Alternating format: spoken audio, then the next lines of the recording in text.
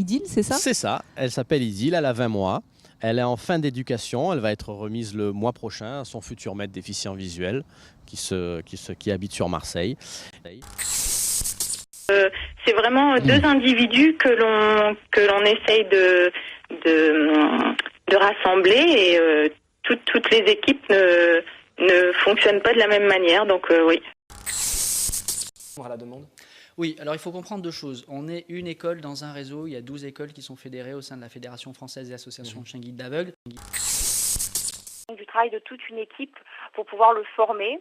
Cette équipe que l'on veut motiver et solidaire, elle est composée des familles d'accueil, des éducateurs, de l'ensemble des professionnels, mais aussi des donateurs et des bénévoles de l'association.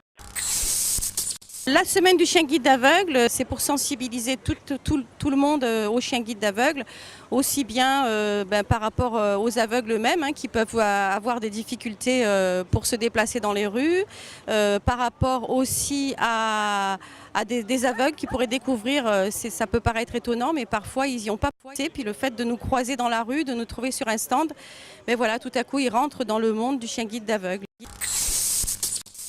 Ils sont heureux de travailler, ce qui n'est pas toujours le cas de ceux qu'on rencontre dans le métro par exemple et qui vont au travail. Le chien guide, il a une chance, c'est que s'il n'est pas fait pour le métier pour lequel il a été sélectionné, il ne le fera pas. Il le fera pas. Voilà.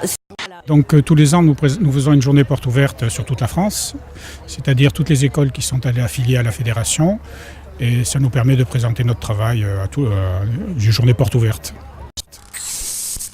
Un peu plus ambitieux, qui est la semaine du chien guide, semaine pendant laquelle tout le monde court un peu les plateaux, les différents médias.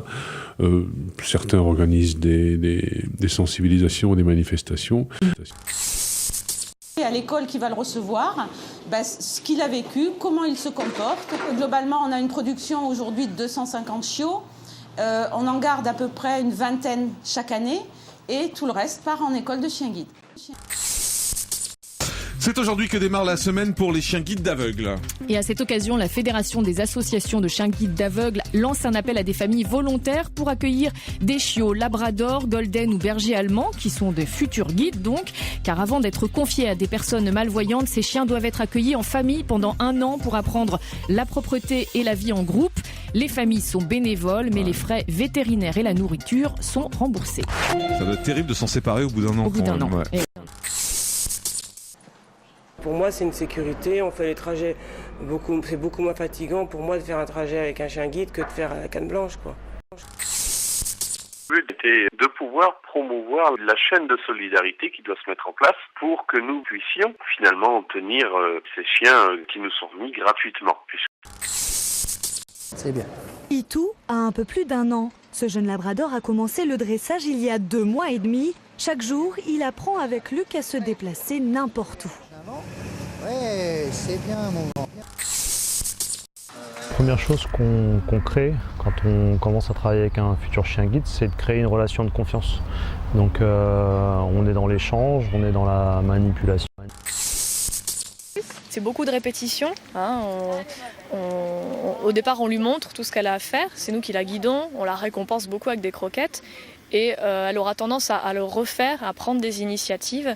Et là, à ce moment-là, on récompense. Et le chien va de plus en plus prendre d'initiatives. Le certificat, c'est un moment important dans la vie et du chien et de l'éducateur. C'est ce qui va valider les acquis, ce qui va valider son travail.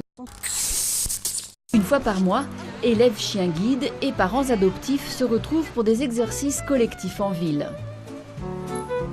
On leur dit stop et on les met assis. Ma vie a changé, ça crée du lien. Les gens viennent vers vous, voient que vous avez un chien, un beau chien qui est agréable et qui ne demande que des caresses.